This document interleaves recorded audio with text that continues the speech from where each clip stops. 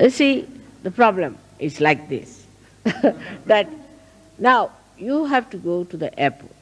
Now, as soon as you tell somebody, we have to go to the airport. Now, I have to go. You don't have to. Everybody gets sort of a jumping, as if standing on a jumping board. You see, all of them jumping like that. What's the matter? Mother, you have to go to the airport. So it's all right. I have to go. What's wrong with it? It's a problem. I said, what's the problem? I have to go. You just know that you don't have to go at all. You don't have to come to the airport. And the aeroplane, if it comes and doesn't take me, I'm not going to come back on your heads. So I'll stay in a hotel. Don't you worry. But why are you so excited about it? The way people are excited that I must catch the plane, sometimes I feel as if they want to get rid of me. So, this is a problem for people who are very meticulous. Now, supposing I say, I know that the plane won't leave me. I know, because I know many things. So I have no problems. But supposing, even if you think the plane you may not get. So it may not get. But if it gets you, all right. If it doesn't get you, it's all right. So where is the problem? Either it will take you, or it will not take you. What is in between? Where is the problem? I still don't understand. Either it will work out or it will not work out. Keep two possibilities. That's the only two possibilities. What is the third possibility that gives you the problem, you tell me? Say somebody owes me money, all right. So either he will give me or he may not give me. What is the problem? The problem is that you call it a problem and want to avoid to face the truth. If you face the truth, you will know one thing, that see, now this man has to give me money, all right, I'll go and face it. I'll tell him, sir, you have to give me the money. You have to pay me. This is your duty. And if you don't pay me, you are doing wrong. You get at him and face him and tell him. But you won't do that. You'll sit at home, oh God, it's a problem. I have to, you see, that man is not giving money. Oh God, that's a problem. Sitting here, hitting your head all the time. How will you get it? If you face it directly, then you'll be amazed. There's no problem for anything. Say your car fails. So it fails. Get down, enjoy yourself nicely till somebody comes along, takes you. Or if, supposing you don't get some lift, all right, stay there overnight. What is it? No tiger is going to eat you. And if the tiger has to eat you, it will eat.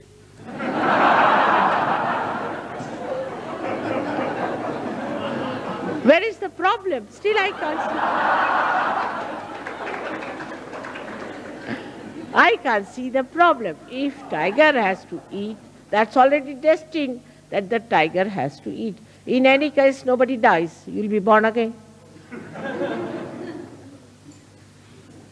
If you look at it from that angle, then you'll be surprised.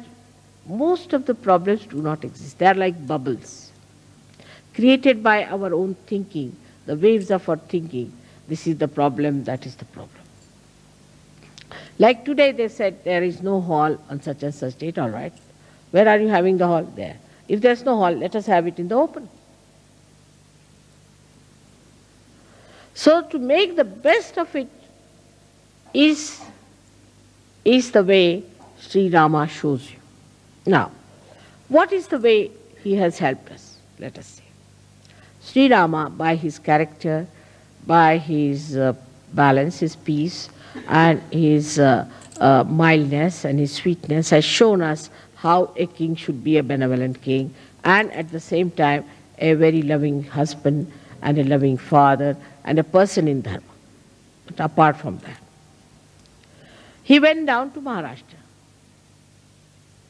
He arranged all these things so that he could walk down to Maharashtra bare feet to vibrate the land. Because Sahajogis will be going one day to Maharashtra, and the Maharashtra has to be a vibrated land. In Ayodhya, he never took out his shoes because he was the king there. But when he went, and Sri Sita, both of them, when they went to Maharashtra, they took out their shoes to vibrate it. On his way, he saw a big stone, which was nothing but a lady, cursed to be a stone, Ahilya, and he made her, just by touch, she again came back to life. Like that, one after another, he was just, by the way, as if was doing, but that was the purpose of his life, to go there. And that has helped. A very great achievement within ourselves is the Sri Rama.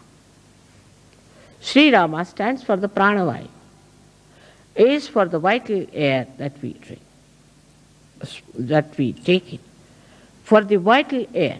And that vital air, when it gets heated up, we have to know that we are not anymore with Sri Rama. It has to be the cool air should blow through your nose and your mouth. I don't know about you people, it happens with me all the time. When you are angry, the nostrils go up, swell up, and the hot air, the hot words and everything hot, the heated eyes and everything goes up like that, curled up, and you become ferocious Ravana because you have forgotten the beauty of the nature of Sri Rama. What has he done to our centered heart is the greatest thing, that he has given you a fatherhood within yourself. Because Sri Rama represents the fatherhood. Now what sort of a father you are, you have to decide. Those people who are not good fathers develop problems of the right heart. Also, those people who are not good husbands also develop the right heart. This right heart is so important because, especially in the West, where the climate is so funny, you have to keep inside your rooms and closed all the time, that you get all dried up inside. At that time, if you don't have that sweetness, that warmth, that kindness of Sri Rama, you get the trouble of asthma. So many people die of asthma in the West. On top of that, you fight with your wives, you treat them, you take away their money, you cheat them in their money, and every way you torture them, then it becomes even worse. So it has something to do with money, in the sense because Sita ji was Sri Lakshmi, and Sita ji was the one who was the power of Sri Rama. So the Sri Lakshmi also gets annoyed with you when you are a bad father or a bad husband. That's why the Griha Lakshmi is very important. But the woman has to be the Griha Lakshmi. She should not be a shrew and then the husband is supposed to be kind to her. Then it's spoiling. That's very bad. The woman has to be a Griha Lakshmi, a beautiful woman with a very sweet nature and talking to her husband in a very sankoch manner, and also looking after the children, looking after the family, and looking after the guests who come to their house. But if you encourage and run after such women who are no good, means collectively they should be good. If collectively they do not act well, collectively if they are aggressive, collectively if they are tormenting others, then such women should not be encouraged at all. But then Tulsidas says they should be beaten up. Is a thing looks very bad in modern times if somebody says like that, that women should be beaten up in case they have all such qualities which disqualify them from being Griha Lakshmis. Of course, there's no need to beat. But I mean to say that what is it that you have to drive out all these badhas from your women. Very important. Otherwise, if you fall in this activity of keeping your wives on right lines, you might also get a right heart and asthma ultimately. Because your wife and you are part of the society. And the society has certain laws which are very important. There's something like Stri Dharma, there's something like Pati Dharma, there's something like Mata Dharma, Pita Dharma, everything has a dharma. Those men who torture their wives have very bad heart. In the same way, those who play into the hands of their wives also have a very bad right heart. You have to be in the balance. You are the husband and she's your wife, and both are responsible for keeping a very good family relationship. It's not one-sided. It's not the husband only or the wife, but both of them to be in such a manner that they act according to their nature of woman and man, and respect each other, love each other, share everything with each other, and exist in a way that people should see that there are two wheels of a chariot, one on the left, one on the right. There's no imbalance. They are equal but not similar, as I have told many times. Now in the case of Sri Rama, he left his wife. When it came to Sita, she left him too. But she left him as a woman would leave, and he left her as a man would leave. She also left him. But in a way that is suitable for a woman to do. And he did it in a way that is suitable to a king. In the same way, a woman, when she acts, she has to act like a woman. The same thing she may do as the man does, but she has to be a woman, or a man has to be a man. So that's the Maryada Purushottama, is the one who is the highest among all the men, with his all the Maryadas, all the boundaries that he observes. The boundaries are such that you do not try to overpower others, or you do not try to take their seats. For example, I've seen those who are aggressive also show up in our programs. They will be the first before me. They will be, as soon as I open the gates, they'll be somewhere there standing. They will be the first in everything. That's not being Maryada. You should be at the back end. Should be, there are leaders you have got, they can sit in front. Try to be on the back. I want to be first. Then I've said once, first of the first. You know the story of first of the first. So you become first of the first. And that's what happens to you when you try to show off. And I know all of them who are like that. To be in the background is the most respectable thing to do. To go forward first, to jump forward first, to stand near the door. If mother is coming, you see, as soon as I see the person, I said, oh, back again. There are some who do artis just because to show off, some throw flowers to show off. They must be the first. And somehow or other, they get also the position because of their assertions and askings. The leaders have to be careful and not to give such duties to people who really upset me very much because of their arrogance, because of their showing off. I have to say one thing today, that under the circumstances, we have to decide that if the leaders don't have wives who are humble, who are kind, who are compassionate, and who are Grahalakshmis, who are very sweet with the collective, we'll have to cancel the husband as well as the wife from the leadership. We cannot have leaders who have wives who are horrid. We cannot. Because the wife of a leader is like a mother. There are 5 types of mothers described. One of them is the one who is the wife of the guru or of the leader. And if the leader has a wife of that kind, it's better in all sense he should withdraw. Improve his wife, do whatever is possible. Till she's all right, he should not be the leader. It's a very important thing, because I have seen such women bring down the men, not only that, but bring down the Sahaja, Sahajogis, and the whole organization of God. So one has to be careful And the women have to understand that if they are the wives of the leaders, they have to be extremely good, kind, generous,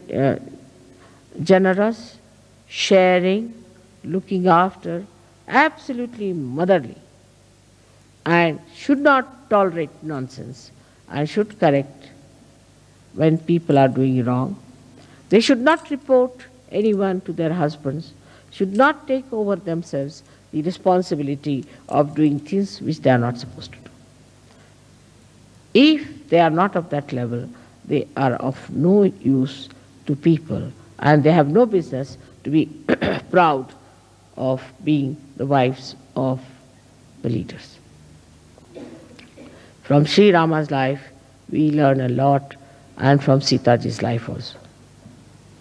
Both of them have done so much for us, bring forth such a great life. All their lives they suffered and suffered and suffered. They lived in the villages, they lived in the forest.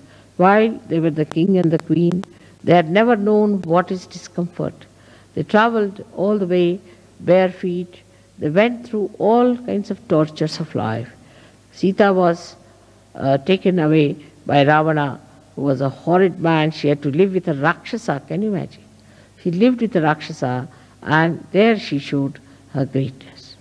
The characters of different nature, like Sita and Sri Rama, they were showing the complementary attributes that they had, very complementary.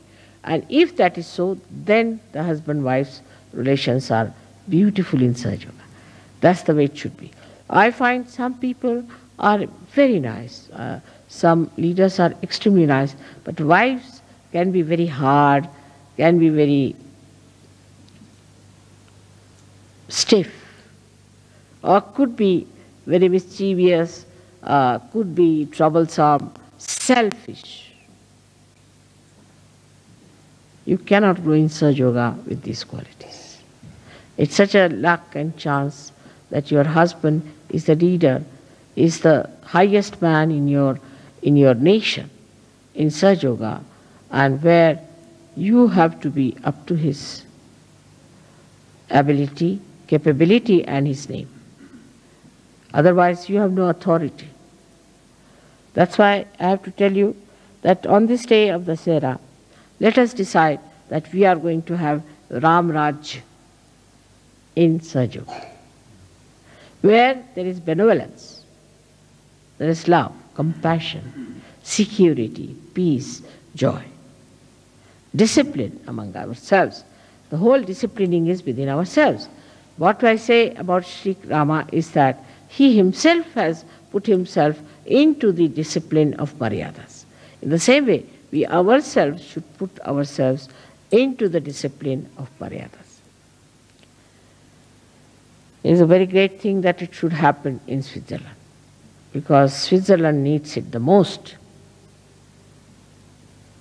The blessings of Sri Ram.